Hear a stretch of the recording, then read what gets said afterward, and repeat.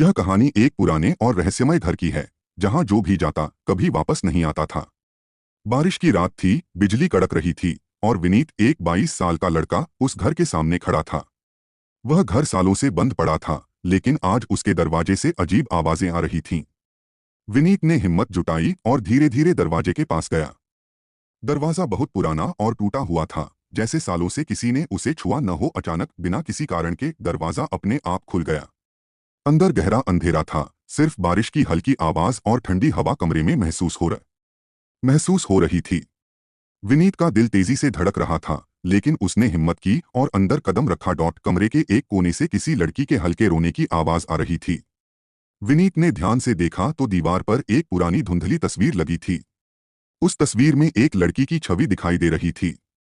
विनीत ने ध्यान से देखा और पहचान लिया, ये तो साक्षी है। साक्षी उसकी पुरानी दोस्त थी जो अचानक गायब हो गई थी। विनीत को समझ में नहीं आया कि उसकी तस्वीर यहाँ कैसे हो सकती है। तभी अचानक कमरे की लाइट जल उठी और उसके सामने वही साक्षी खड़ी थी। लेकिन ये वही साक्षी नहीं थी जिसे वह जानता था। उसकी आंखें पूरी सफेद हो चुकी थीं और चेहरा डरावना हो गया था। उसकी आवाज गहरी और भयानक थी, तुमने मुझे क्यों छोड़ा? विनीत डर के मारे पीछे हटने लगा, लेकिन दरवाजा खुद ब खुद बंद हो गया। अब वो फंस चुका था। कमरे में हर तरफ से अजीब आवाजें आने लगीं। साक्षी की परछाई दीवार पर फैलने लगी, लंबी और भयानक होती गई।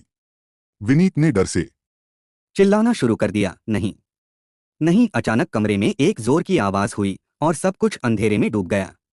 विनीत की चीखें कमरे में गूंजती रहीं, लेकिन कुछ देर बाद सब शांत हो गया। अगले दिन लोग जब उस घर के पास आए तो दरवाजा खुला हुआ था, लेकिन कमरे के अंदर कोई नहीं था। दीवार पर वही पुरानी तस्वीर टंगी थी, लेकिन इस बार उस तस्वीर में सिर्फ साक्षी नहीं बल्कि विनीत भी दिख रहा था।